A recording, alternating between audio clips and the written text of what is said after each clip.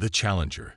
The Galactic Council chamber hummed with anticipation as representatives from 17 advanced civilizations gathered to witness what most considered a formality. Another species failing the gauntlet. Earth's admission to the Galactic Confederation hinged on this moment, though few believed humanity stood any chance of success. "Has the human arrived?"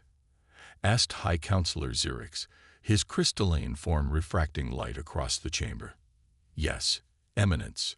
The subject awaits in the preparation chamber," replied Tella, the Xendary liaison assigned to handle the primitive species' inevitable disappointment. "And you've explained that regardless of the outcome, no assistance will be provided during the test." Xerix's tone suggested he already knew the answer, but protocol demanded the question. "I have. Though I must note for the record that the human showed remarkably little concern upon hearing this." Several delegates exchanged amused glances. The human's unfounded confidence had become something of a running joke among the established species. Their rapid technological development was impressive for such a young civilization, but the gauntlet wasn't about technology. It tested something far more fundamental: a species' adaptability to the unfathomable complexity of true cosmic awareness. In the preparation chamber, Kai Chen sat alone, eyes closed, breathing steady. At 39 Earth years, the neurophysicist wasn't what most would consider humanity's ideal representative. The Global Selection Committee had evaluated thousands of candidates: military leaders, political figures, renowned scientists, before ultimately selecting someone whose name most humans wouldn't even recognize. Kai had never sought the spotlight.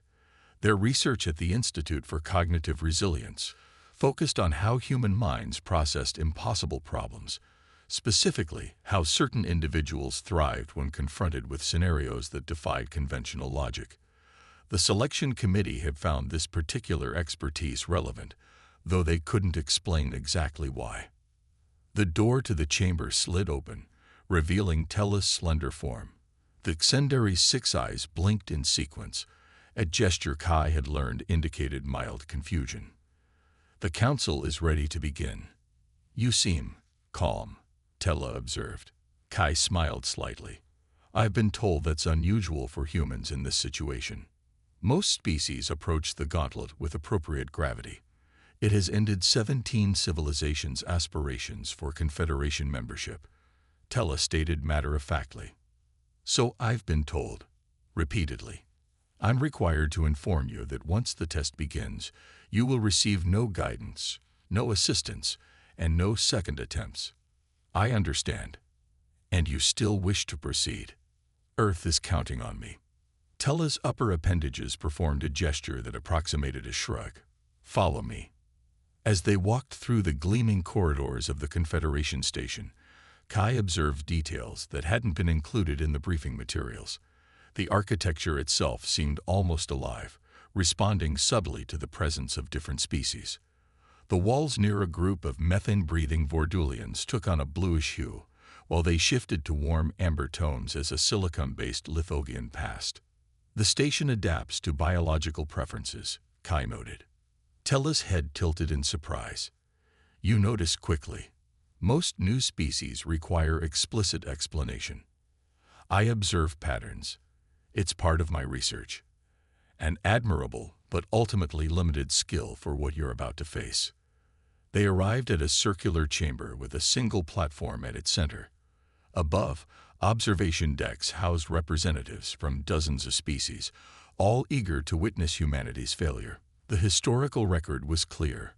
No species had passed the gauntlet on their first attempt. Most required centuries of development before succeeding, if they ever did. "Step onto the platform when you're ready," Tella instructed. "The test will begin automatically." Kai nodded and approached the platform.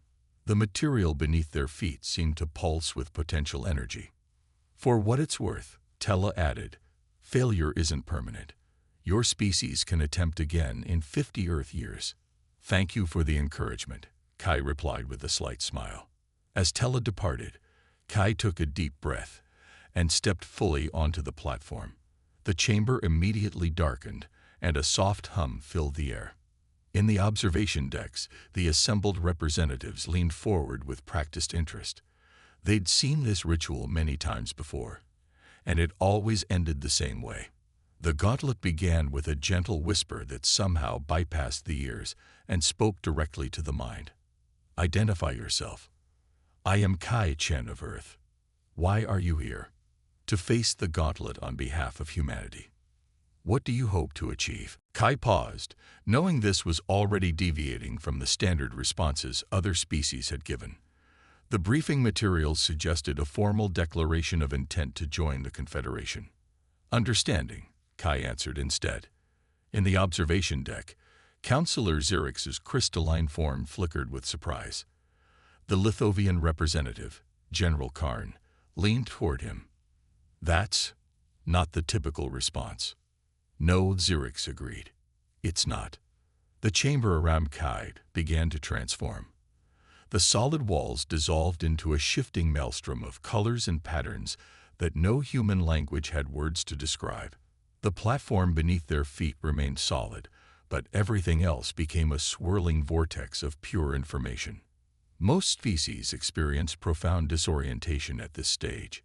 Some representatives had physically collapsed, their nervous systems overwhelmed by sensory input that evolution had never prepared them to process. Kai remained standing, eyes wide but posture stable. The first challenge evaluates your species' cognitive framework.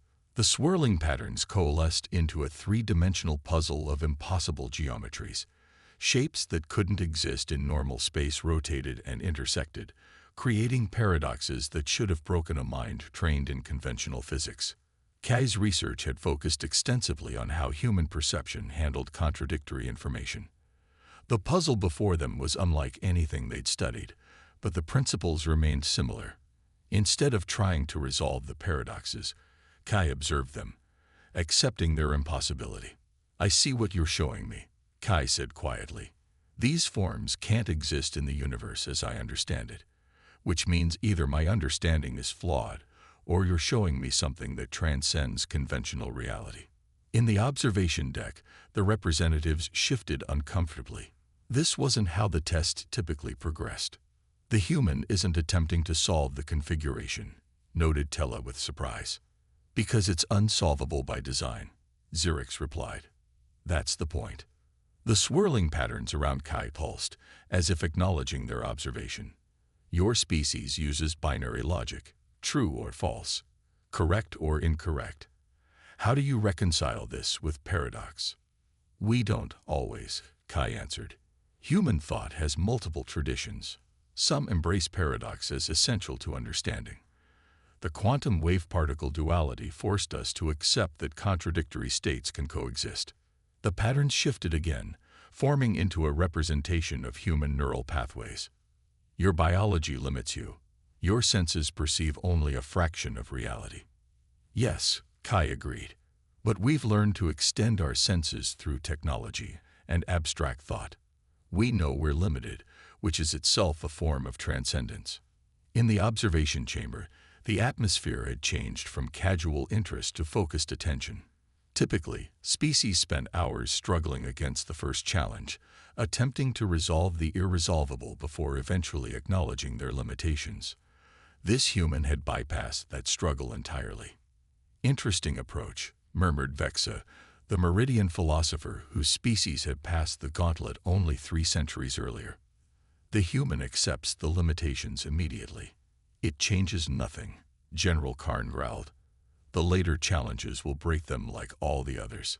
The chamber around Kai transformed again. The swirling patterns receded, replaced by a perfect reproduction of their childhood home on Earth. Kai recognized every detail. The slightly crooked painting in the hallway, the worn spot on the 3rd stair, even the specific quality of light through the kitchen window. Your memories define you. They constrain your thinking to patterns established in your development. Kai walked through the recreation, experiencing a profound sense of nostalgia. Our memories influence us, yes, but humans can reimagine their past, reinterpret events, even deliberately reshape how memories affect us. The scene shifted rapidly, cycling through formative moments in Kai's life. academic achievements, personal losses, the devastating earthquake that had claimed their parents, the research breakthrough that had defined their career. These experiences created rigid pathways in your cognition. They created pathways, Kai agreed, but not necessarily rigid ones. Human neuroplasticity allows us to form new connections, recontextualize experiences.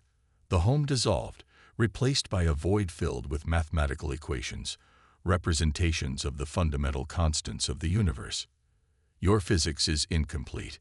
Your mathematics cannot describe the fundamental nature of existence. Kai studied the equations, recognizing some while others were completely foreign. All models are wrong, but some are useful. That's a principle from our scientific tradition. We don't claim to have complete understanding. We build approximations that work within certain parameters, then refine them when they fail. In the observation deck, the representatives had fallen silent. Usually, species responded to this challenge with desperate attempts to solve the equations to prove their intellectual capability. The human was doing something else entirely. Acceptance of limitation as a strength, Vexa observed. Fascinating. Or simply resignation disguised as philosophy, countered Karn. The void around Kai transformed again, this time into a representation of Earth's solar system. Planets orbited the sun, but subtle distortions suggested alternate configurations, parallel possibilities. Your species exists in a single timeline, perceiving cause and effect as linear. This limits your comprehension of multivariate causality. Kai watched as the planet's orbits split into multiple potential paths, creating a complex web of possibilities. We understand theoretical models of multiple timelines and quantum branching. We can't perceive them directly, but we can conceptualize them. The solar system expanded, showing Earth's place in the galaxy, then the galaxy's place in the local cluster, then the cluster's place in the observable universe. Each scale shift revealed new complexities, new relationships, new patterns beyond human comprehension. Your species is insignificant on cosmic scales. Your existence is momentary. Your impact, negligible. Kai nodded. Yes, we've come to terms with our cosmic insignificance. Some find it terrifying. Others find it liberating. We create meaning despite knowing the universe doesn't provide it inherently. In the observation chamber, Counselor Xerix's crystalline form pulsed with agitation. This isn't proceeding according to the established pattern. Tella consulted the historical records. No species has reached this stage of the first challenge so quickly. The human isn't fighting the test. They're conversing with it. That's not the purpose, General Karn objected. The gauntlet breaks species of their cognitive limitations. It forces them to confront their fundamental inadequacies. Perhaps, Vexa interjected, this species approaches inadequacy differently. The universe representation surrounding Kai collapsed, replaced by a simple white room with a single door. The first challenge is complete. You may proceed. In the observation chamber, silence fell. No species in recorded history had cleared the first challenge on their initial attempt. Most required multiple failures and generations of philosophical development before making it this far. Impossible, whispered General Karn. Unexpected, corrected Counselor Xerix. But the subsequent challenges will prove insurmountable. They always do. As Kai approached the door, the Confederation representatives prepared themselves for what would surely be humanity's true reckoning. What waited beyond that threshold had broken the most advanced minds of 17 civilizations. Yet something about this human's approach suggested the unprecedented might be possible, and for the first time in millennia, the outcome of the gauntlet seemed uncertain. The paradigm shift. The door closed behind Kai with a soft click that seemed to echo across multiple dimensions. The second chamber of the gauntlet looked nothing like the first. Instead of ordered patterns or recognizable environments, Kai stood in what appeared to be a void filled with raw conceptual matter, ideas given semi-physical form, thoughts manifesting as tangible structures. In the observation deck, the atmosphere had transformed from casual interest to intense focus. Representatives who had planned to merely observe the routine failure of another primitive species now found themselves witnessing something unprecedented. How did the human pass the first challenge? Demanded General Karn, his silicon-based form vibrating with agitation. They didn't approach it as a challenge to overcome, Vexa replied thoughtfully. Most species tried to solve the paradoxes, to prove themselves worthy through intellectual prowess. And this one accepted the paradoxes as fundamental aspects of reality rather than obstacles to be conquered. Inside the chamber, Kai stood motionless, allowing their senses to adjust to this strange environment. The concepts swirling around them seemed to respond to attention, growing more defined when observed directly, fading to abstraction when ignored. The second challenge evaluates your species' adaptability to conceptual environments beyond physical experience. A structure coalesced before Kai, not quite a building, not quite a mathematical equation, something that existed at the intersection of architecture and pure thought. It pulsed with potential meanings, each perspective revealing different implications.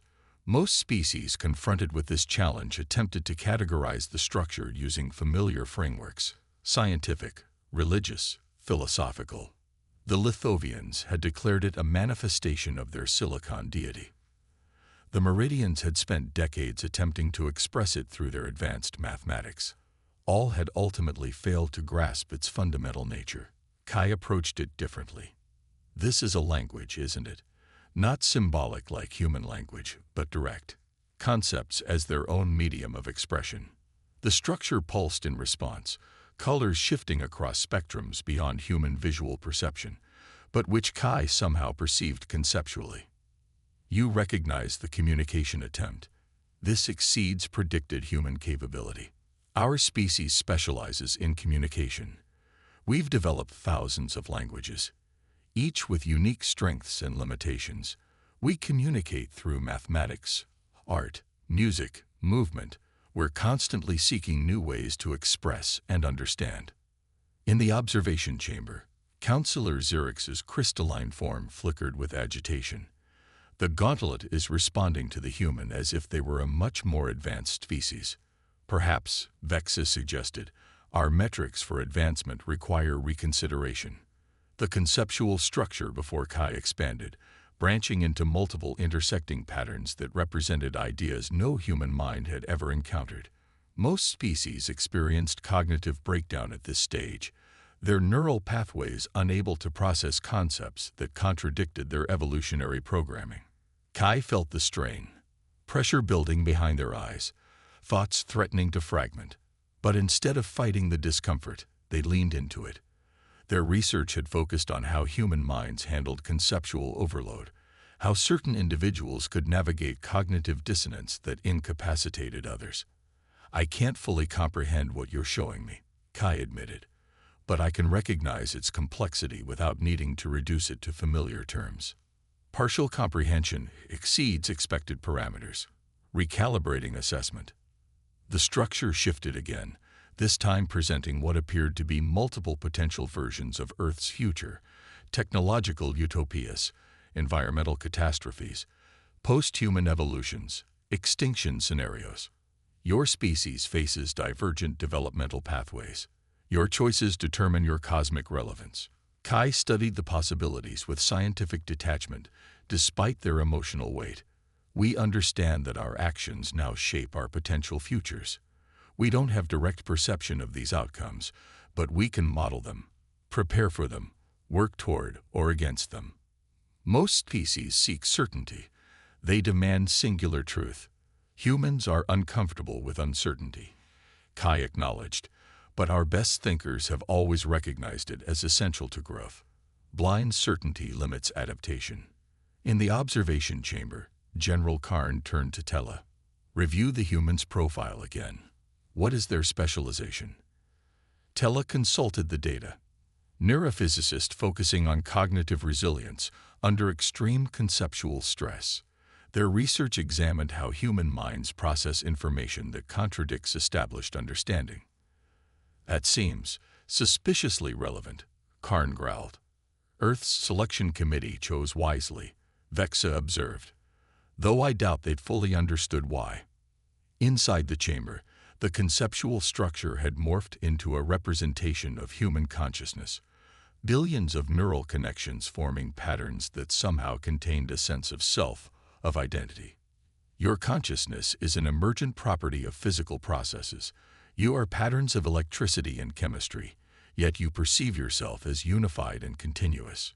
Yes, Kai agreed. The hard problem of consciousness, how physical processes create subjective experience. We haven't solved it scientifically, but we live with the paradox daily. This contradiction does not disturb you. It's fundamental to our existence. We are matter that contemplates itself. We find meaning in the contemplation even without final answers. The representation expanded, showing how individual human consciousness connected to larger social structures. Families, communities, nations, the entire species linked through shared language, culture, and knowledge. Your individual limitations are partially overcome through collective cognition. Kai nodded. We distribute cognitive tasks across populations and through time. No individual human could design a spacecraft or develop quantum theory, but collectively and across generations, we build knowledge that transcends individual capacity. In some ways, Kai acknowledged. But the qualities that helped me navigate the gauntlet aren't unique to me. Humans have diverse cognitive approaches. What one mind can't solve, another often can. Our collective intelligence transcends individual capability. High Counselor Xerx's form pulsed in what might have been the crystalline equivalent of a thoughtful sigh. The Confederation will need to reconsider its evaluation protocols. If humanity can pass the gauntlet on its first attempt, perhaps other species deserve reassessment as well. Or perhaps, Vexa suggested, this indicates that cognitive evolution can follow multiple valid pathways. The gauntlet may need to become more adaptable itself. Kai looked around at the alien representatives, seeing their preconceptions challenged just as humanity's had been throughout its scientific history. The test evaluates a species' relationship with their own limitations. Those who deny limitations fail. Those who recognize them can transcend them. As word spread throughout the station, representatives from dozens of species gathered to witness the unprecedented outcome. Earth would be granted Confederation membership centuries before any previous civilization had qualified. More significantly, humanity's success suggested possibilities that the oldest Confederation members had never considered. What happens now? Kai asked. Now, Counselor Xerx replied, we learn from each other. Your species has demonstrated a form of cognitive resilience we didn't recognize as possible. In return, we offer knowledge accumulated across thousands of civilizations. A fair exchange, Kai nodded. Though I suspect both sides will find the learning process challenging. Undoubtedly, agreed Vexa. The most valuable knowledge always is. As the formal admission protocols began, Kai reflected on humanity's journey, from believing themselves the center of creation to recognizing their cosmic insignificance, only to discover that their very acceptance of limitation represented a unique strength. It wasn't humanity's technology or scientific understanding that had passed the gauntlet, but their relationship with uncertainty itself. In the days that followed, Earth received the news with celebration, tempered by thoughtful consideration of its implications. Humanity would enter the galactic community not as conquerors or supplicants, but as equals bringing a perspective that even ancient civilizations found valuable. And throughout the Confederation, species that had failed the gauntlet began to reconsider their approaches, wondering if perhaps they too might learn something from the curious cognitive patterns of the beings from Earth. The species that had proven even the impossible was merely a matter of perspective.